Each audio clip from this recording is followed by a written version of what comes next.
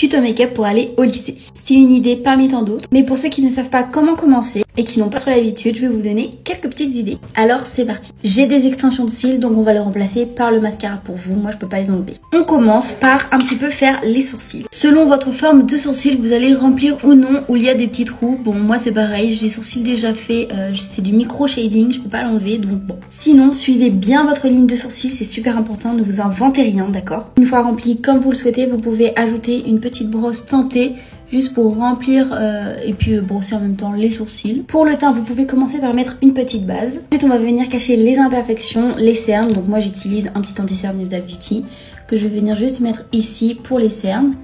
Et si j'ai de trop imperfections, je les mets dessus. Hop.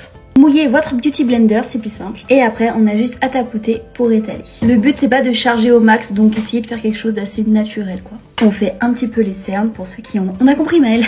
Voilà à peu près ce que ça donne. On va finir le teint avec un fond de teint. Moi, j'utilise l'Estée Lauder. Et j'en applique un petit peu partout, au final, juste pour que ça fasse un teint bien uni. Si vous voulez vous maquiller les paupières, vous pouvez passer un petit coup dessus, comme ça, c'est plus uniforme. On n'oublie pas un petit peu le cou pour éviter les démarcations. Et même un petit peu les oreilles. Après, on va venir poudrer, parce que sinon, on va briller toute la journée.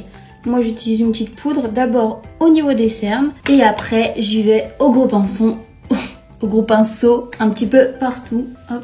Là, on dirait que j'ai plus de visage. On va venir prendre une poudre un tout petit peu plus foncée pour donner un petit peu de mouvement, de couleur quoi. On va venir mettre ensuite un petit peu de blush pour donner de la couleur et ça change tout le blush, c'est trop beau.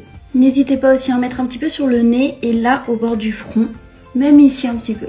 Un petit coton, un coton-tige, ce que vous voulez, et on enlève le fond de teint sur les lèvres surtout, parce que c'est vraiment horrible. Pour les yeux, on peut faire un truc un petit peu léger. C'est-à-dire, vous pouvez prendre une petite couleur marron et venir faire style, vous tracer un trait de liner, comme ça. Vous pouvez même venir étirer un petit peu pour que ce soit droit.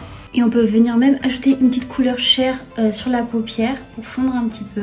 On va rajouter légèrement du marron ici pour que ça fasse un joli trait.